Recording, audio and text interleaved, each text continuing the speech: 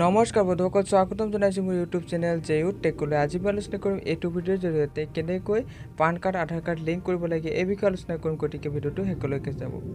প্ৰথমতে মোবাইলৰ ক্ৰম ব্ৰাউজাৰটো অ'পেন কৰিব। অ'পেন কৰাৰ পিছত টাইপ কৰিব, চাৰ্চ কৰিব PAN card Aadhaar card link. এনেদৰে এখন পেজ অ'পেন হ'ব। ইয়াত income tax maintain income tax বুলি আহিব। ইয়াত ক্লিক কৰিব। ক্লিক কৰাৰ পিছত ই ফিলিং 2.0 ৱেবছাইটটো অ'পেন হ'ব। ইয়াত প্ৰথমতে লিংক আধাৰত ক্লিক কৰিব। ক্লিক কৰাৰ পিছত নেক্সট এটা পেজলৈ অ'পেন হ'ব। এনেদৰে এখন পেজ অ'পেন হ'ব।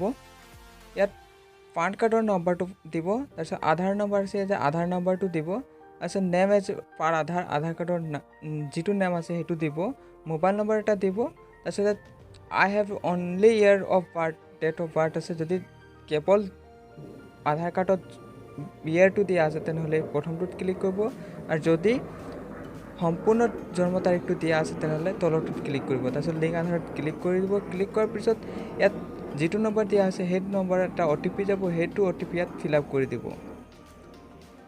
তাৰপিছত লিংক আধাৰত ক্লিক কৰি দিলে এনেদৰে মেছেজ আহিব। তাৰপিছত লিংক আধাৰ হ'লে নহ'লে সেইটো চেক কৰিবলৈ হোম পেজলৈ ঘূৰি যাব। তাৰপিছত ইয়াত ছেকেণ্ড অপশ্যনটো লিংক আধাৰত ক্লিক কৰিব। ক্লিক কৰাৰ পিছত এনেদৰে এখন পেজ অ'পেন হ'ব। ইয়াত প্ৰথমতে পান কাৰ্ডৰ নম্বৰটো দিব, আধাৰ কাৰ্ডৰ নম্বৰটো দিব, তাৰপিছত ভিউ লিংক আধাৰ ষ্টেটাছত ক্লিক কৰিব।